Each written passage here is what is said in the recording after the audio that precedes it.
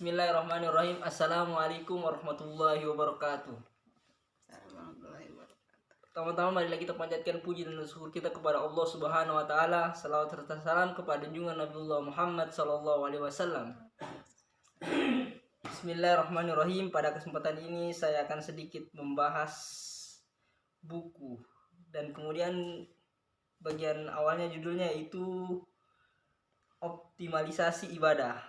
Allah berfirman dan bersungguh-sungguh kepada Allah dengan sebenar-benarnya kesungguhan. Allah juga berfirman dalam sebuah hadits qudsi, wahai anak Adam, optimalkanlah ibadahmu. Niscaya aku penuhi dadamu dengan kekayaan atau kecukupan dan aku tutupi kefakiranmu jika engkau tidak melakukan itu. Aku penuhi dadamu. Dalam riwayat lain, dagamu dengan kesibukan dan tidak akan aku tutupi kefakiranmu. Allah menginginkan manusia optimal dalam beribadah kepadanya dan cinta dunia.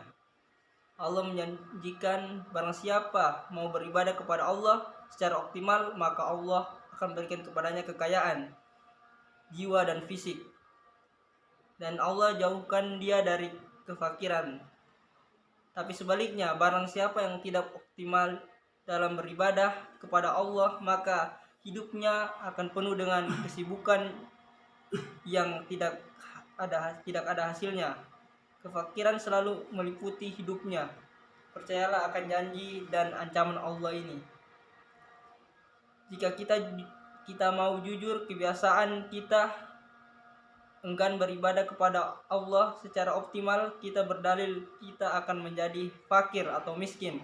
Kalau kita optimal beribadah kepada Allah, kita enggan untuk itu dengan dalil kita hendak bekerja memenuhi kebutuhan hidup. Atau ada di antara kita yang mengatakan tak usahlah kita serius-serius amat beribadah. Beribadah tidak bisa membuat kebutuhan hidup kita tercukupi, malah bisa jadi kita akan miskin kalau hidup cuma ibadah saja. Ya, dari kesimpulan yang saya baca dari sekumpulan kata-kata dalam judul optimalisasi ibadah, yang mana kita disuruh dalam buku ini, yaitu kita harus meningkatkan ibadah kita kepada Allah Subhanahu wa taala. Karena dengan kita dekat kepada Allah Subhanahu wa taala, insya Allah kebutuhan kita yang kita butuhkan akan dipenuhi oleh Allah Subhanahu wa taala. Dari sebuah rizki kita maksudnya diberikan kesehatan, nikmat, segala nikmat yang diberikan. Yang mana juga Allah tadi berfirman dalam surat Al-Hajr, Allah berfirman, dan sungguh-sungguhlah kepada Allah dengan sebenar-benarnya kesungguhan. Kemudian dalam surah Al-Imran Allah berfirman, wahai orang yang beriman, bertakwalah kepada Allah dengan sebenar-benarnya takwa. Ya, jadi kesimpulannya yaitu kita harus selalu beribadah kepada Allah Subhanahu wa taala dengan bersungguh-sungguh.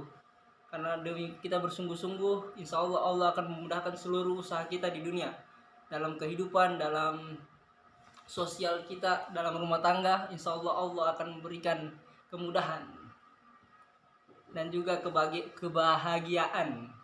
Ya, mungkin cukup sekian dari saya, kurang dan lebihnya mohon dimaafkan. Assalamualaikum warahmatullahi wabarakatuh.